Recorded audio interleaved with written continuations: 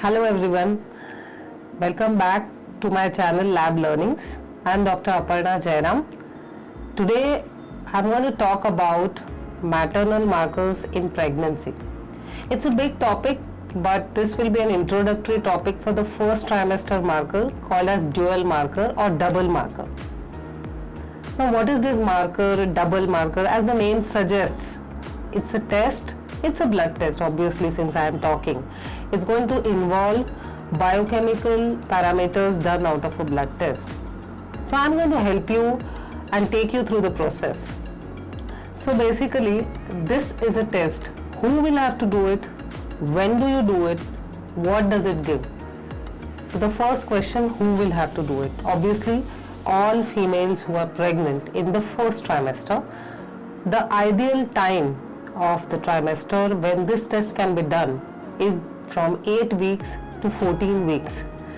Now I always advise my patients to come between 9 weeks to at the most 13 weeks, because 13 point ahead becomes little on the gray zone between the first and the second trimester.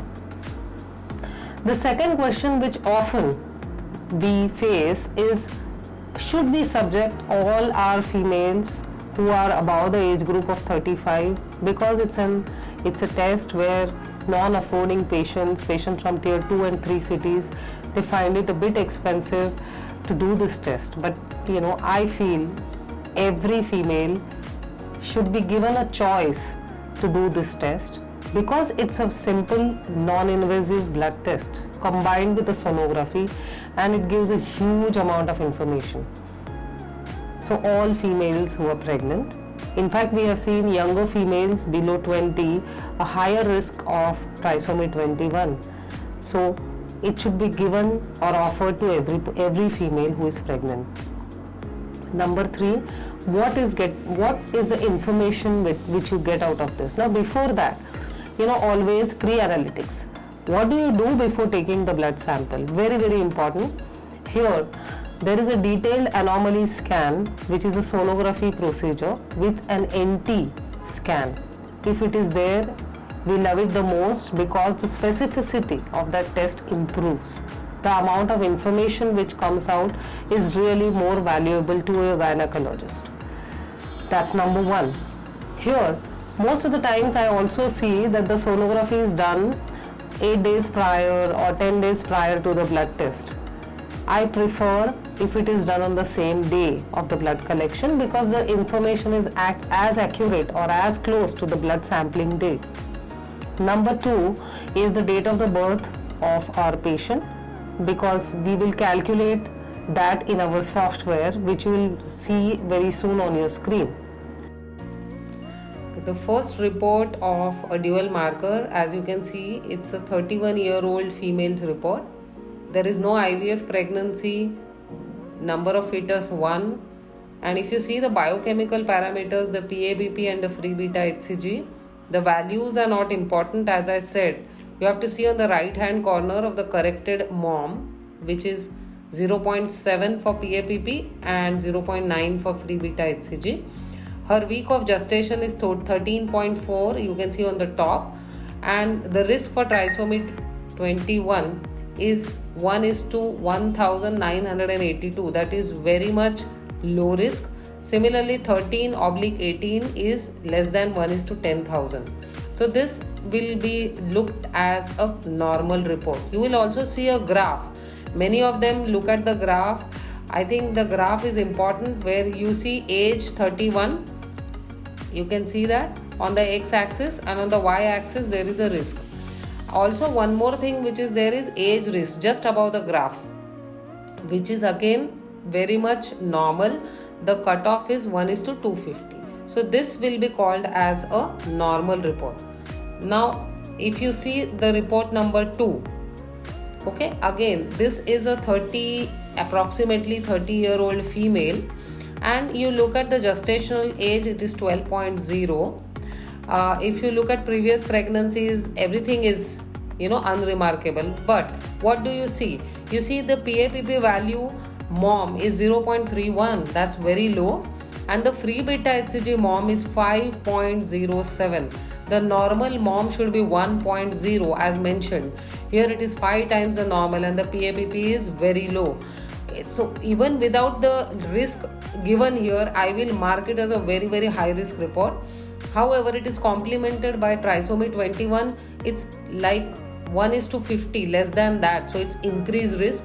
You also see that in this we have given the free beta HCG, MOM is very high, PABP is low, and this patient on counseling, we have recommended her a genetic counseling, and there is no past obstetric history, so we have requested amnio after genetic counseling.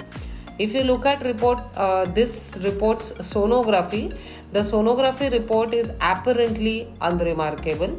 I have just kept it because again a detailed anomaly scan may be required as there are no soft markers in the sonography.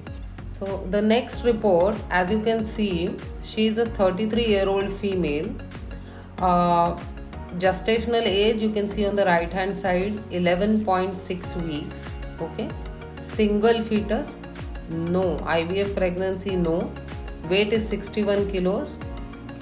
If you look at the biochemical parameters, PABP MOM is 0.43, free beta HCG is 1.1. Now age risk, you can see above the graph, 1:349. What is more remarkable here, or what is more important here, is obviously trisomy 21, the cutoff risk is 1:221. That means in 221 babies, one is going to be having trisomy 21 chance. So the cutoff, as I mentioned, is 250. So this is very high risk. Number 2, the MOM value of PABP is very low. So both this, and if you look at the graph, again it's very well correlating. Look at the graph, she is 33 on the x-axis, and the risk, this bar, is above the cutoff. So that means this condition or this particular female needs to be subjected for a genetic counseling, either a repeat anomaly scan and a quadruple marker at the 15 weeks, or amnio. So we have suggested amnio because it's the first pregnancy and precious pregnancy. Now the next report, she is a young female, 27 years old. Her weight is 47, one fetus, not IVF. Gestational age, as you can see, is 12.2. So again, this may go completely unnoticed because if you look at the trisomy 21, it is 1:862. The cutoff is 250. I'm mentioning it again and again so that it's very clear to all of us to understand. But look at the MOM values. The PABP MOM is 0.6 and the free beta HCG is 1.34. On graph, it is corresponding very well. But when we took some history, though there is no previous trisomy 21 pregnancies, the history of previous 2 abortions was given to us on telephonic conversation with the patient. So we have, because of this history and the MOM, this report will now be communicated to the clinician to advise for genetic counseling, a detailed anomaly scan with a quadruple marker, or amniocentesis.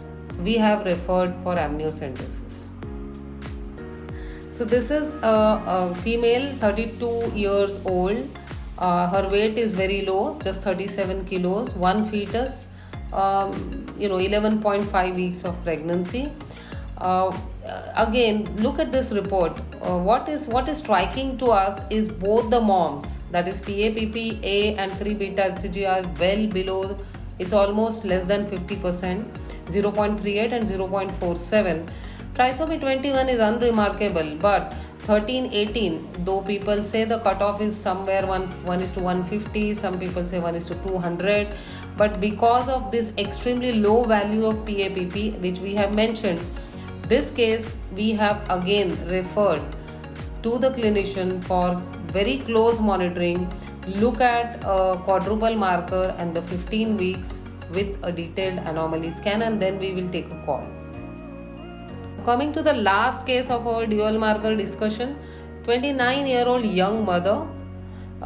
She has one fetus, 11.6 weeks of pregnancy. Again, there are two things very interesting into this. Is definitely there is a high risk for trisomy 21, 1 is to 183, which is cut off again is 250. But look at the graph. If you look at the graph is very it's falling in the high risk above 250. And also, if you don't show me anything of this and just show me the moms, what do we see? We see a PAPP value of 0.51 and free beta HCG is 1.92. It is like a difference of about 2 times is the free beta HCG and PAPP is 50%.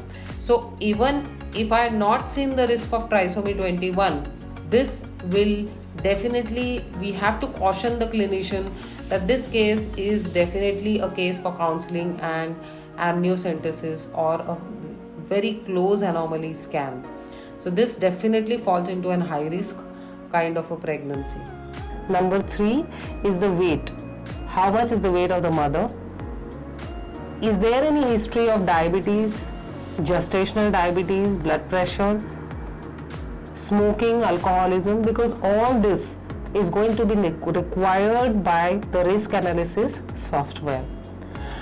Obviously, very, very important history is the past obstetric history. Is this the first pregnancy, or there was a previous pregnancy which was high risk, aborted?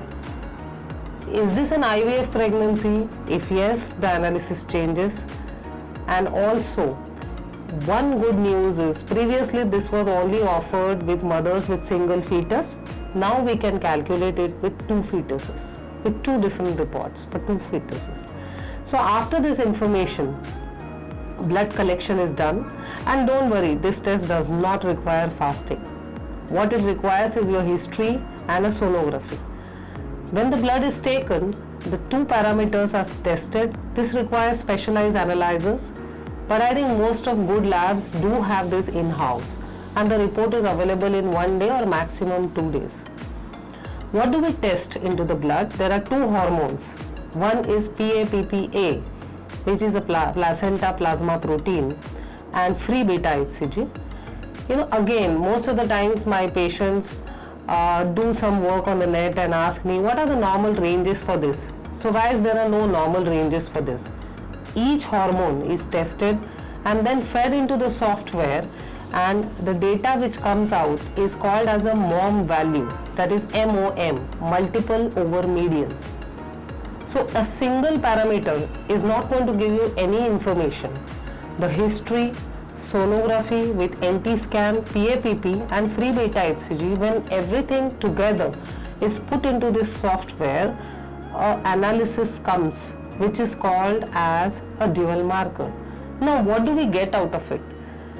We get huge information about the fetus. There are few anomalies which can be detected. One is trisomy 21, you must have heard about Down syndrome. Trisomy 13 and 18 and neural tube defect, which is also called as NTD. Apart from this, I'm going to discuss couple of more reports where all these were normal, but there is a MOM, that's the MOM value, which is low or high, and how that helps you as a clinician for further counseling or amnio. So when this report is given, I always put a personalized comment into the report as to whether it is a high risk report, what needs to be seen into this particular report. A word of caution. I have told that this test should be done between 18 to 14 weeks. Many times patients come to us at 13.3 weeks. It's at the border. After the first trimester, what happens is the second trimester. The question which is asked is, what if the report is positive? Now, what is positive? Basically positive, this is a screening test. Please remember, it's not a confirmatory test. What is a confirmatory test in pregnancy for fetus? It's basically an invasive procedure called as CVS, chorion villus biopsy, or amniocentesis. That means you take the fluid and do the karyotyping. It's a procedure which has its own challenges. So to avoid that, we are doing this screening test. So a screening test helps you to know whether you are on the high risk, borderline, or a completely low risk zone. So the report comes in the format of a ratio. It's like 1:250. That means out of 250 patients, 1 is the risk of your fetus. So the cutoff for various parameters, that is trisomy 18, trisomy 13 is 1:100, trisomy 21 is 1:250, and NTD is again 1:100.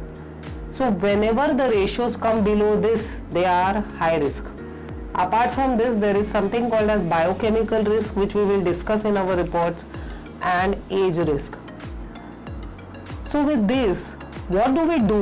Many times a question is asked to me that, okay, Dr. Aparna, now the report is high risk, because when I speak to my clinicians or my patients, what do we do now? There are solutions, don't worry. There are solutions like going ahead for a triple, which is not recommended, but a quadruple marker, which is done between 15 to 22 weeks. It's again a blood test with a detailed anomaly scan. Or there is a solution called as NIPT, which can be offered to the patient depending on the availability of the facility in and around that. It's almost 99% specific. Or when the report is very high risk and there is a previous obstetric history, I always suggest to go for an amnio. This is obviously after discussing with the concerned gynecologist or the clinician. I hope you have liked our video on dual markers. With that, we come to end of our session on dual markers in maternal pregnancy markers. If you like our videos, please subscribe and share. Till then, stay safe and healthy.